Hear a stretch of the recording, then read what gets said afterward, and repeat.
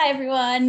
This month I'm really excited to introduce you to Jim, who's the Senior CRM Manager at Babylon, which is one of the world's fastest growing digital health companies. Jim is also a freelance marketing consultant. So we're really excited to have Jim on the Pep Talks today. So welcome, Jim. Cool. Yeah, thanks for having me. Great. No, it's good to have you. And so today we're going to crack into talking about some practical ways that direct-to-consumer companies, particularly in the health and wellness space, can onboard, engage and nurture new customers using lifecycle marketing. So Jim, I'd firstly love you to tell us a bit more about your background and Babylon and your role there. Cool. Yeah, so I've been in CRM for sort of over 8 years now, which is, I guess, most of my sort of post-uni career, really. Yeah. Started off working for a lifestyle concierge company, so booking, gig tickets, restaurants, travel, basically anything sort of lifestyle for sort of clients.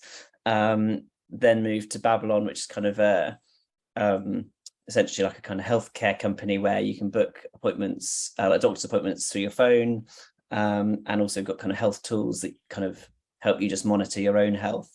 And then kind of in between that, I've done a few sort of freelance projects. So working with Cameo, the sort of video messaging kind of celebrity service. And then also Creative Mornings, which is a kind of breakfast lecture series for sort of creatives all around the world. So yeah, kind of quite a varied sort of CRM career, I'd say. Sure. Yeah. Okay. Cool. And so diving into kind of the life cycle side of things. Obviously, at Babylon focused on sort of people's health and that side of things. And it's quite a new. Well, telehealth is reasonably new in this space. And could you tell us more about kind of how you've approached the onboarding process there from a life cycle perspective? How do you kind of educate and engage customers, particularly in the kind of health space, and telling them about how to use the platform, getting them engaged with it over the long run?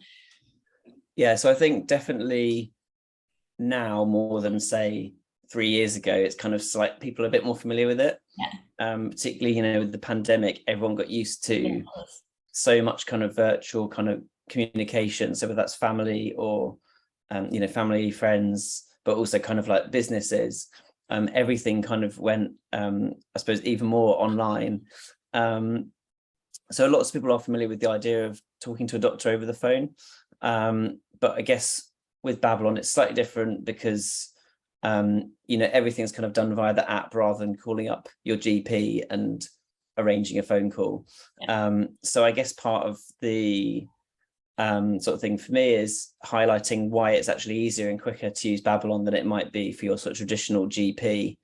I guess it's also about educating people about the sort of in-app tools we've got, so things to help you actually sort of manage your health yourself, and kind of check in on a regular basis. So I guess the way that we do that is just try and really just break everything down into small manageable chunks that are much more easy to understand than kind of blah blah blah blah blah blah. And so yeah, that's through like email, push notifications, and sort of in-app kind of pop-up type things. And I guess one of the things that's quite important as well is we're working a lot in the US. We're obviously got multiple time zones. So use things like send time optimization to kind of reach people at the time that's going to work best for them. Because I think that's one of the key things in marketing, like a sort of, right person, right time, right message. Yeah. So yeah. Okay, yeah, interesting. I can imagine there's probably quite a lot of info to get across to people. So yeah, as you say, kind of doing it in a drip format and giving it to people in bite-sized chunks works well. Yeah, exactly. So, and how important is personalization at Babylon? And I think we're seeing with a lot of our clients that, particularly in the kind of health and wellness space, that personalization is a really important aspect of people's health, particularly when people are kind of unsure or worried or concerned about certain health-related issues. It's about kind of giving them that guidance, and using personalization there is a really key part of making sure that they feel kind of engaged and nurtured. Yeah, so I think it is a bit of a tricky one, actually, just because, as you know, like healthcare is so kind of highly regulated. You are slightly limited in what you're allowed to kind of tell people that about them, or kind of rather, I suppose it's more, what health data gets into your ESP versus what sits in a kind of a different part of the business. I think kind of, so that basically means we have to get quite creative with it.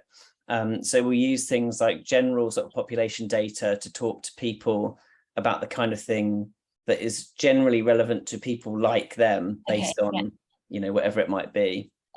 But also you can personalize based on kind of behavioral data. So, you know, we've got kind of, if you were to see our sort of onboarding in particular, it's kind of there's lots of different kind of streams that you can go down depending on, you know, what action you have or haven't taken within the app.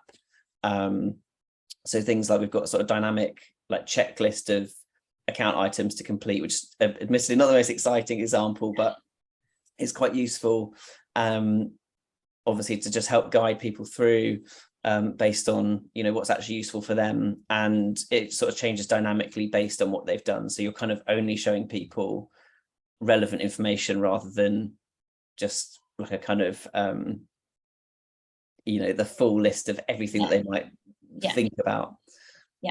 So that's obviously kind of a slightly different way of looking at personalization, perhaps. And then of course we've got, you know, the sort of classic like pulling in the first name and sort of things that we are allowed to kind of add in.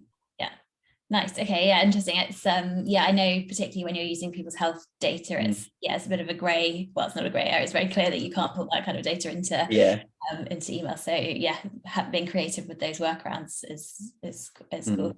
Okay, great. And then the other question I wanted to kind of dive into was, or do you have any key ways that you can share that Babylon have leveraged sort of lifecycle marketing in order to help grow and retain their audience?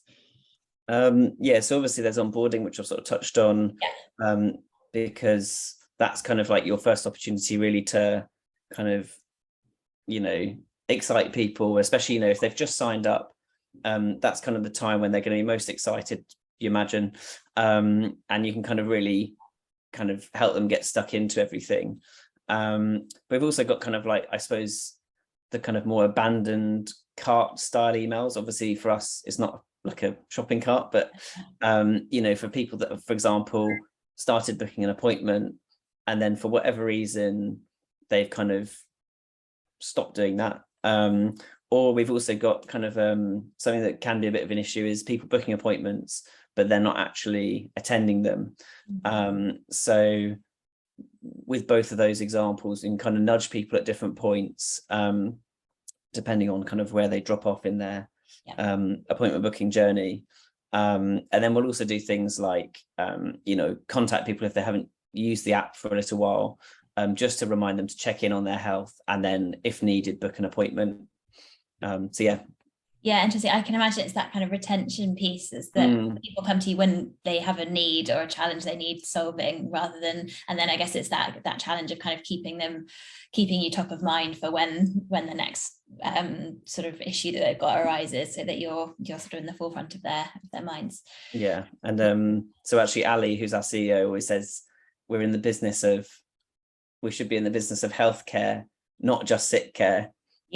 So it's kind of, you know, making sure that people are kind of thinking about their health, not just when they're ill and need to phone a doctor urgently, but kind of in the same way that you might look after your car, like kind of have engine lights or, you know, kind of lights that flash on to say, you know, this thing's up with the engine or this needs replacing. So kind of keeping that similar kind of thing going with your body. So checking in, just to check, you know, everything's good. And if not, then, you know, doctors are at the end of the phone. Interesting. Are you using SMS out of interest, or do you stick with sort of in-app and push notifications?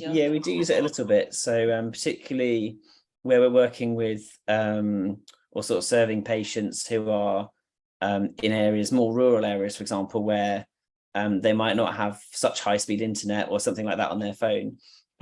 We found actually SMS is quite a good way to kind of get in touch with people and remind them about appointments and things like that.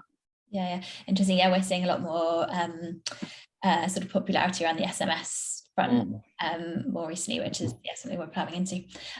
Cool. All right, great. Well, thank you, Jim. That's been super insightful. I think it's interesting talking to you around the kind of that healthcare space, because it is a different approach to potentially normal kind of consumer goods and lifecycle marketing, the health side of things is a slightly different beast, and so it needs to be tackled in a different way. So it's interesting hearing how you've approached that. So thank you very much. Cool. Yeah, thanks very much.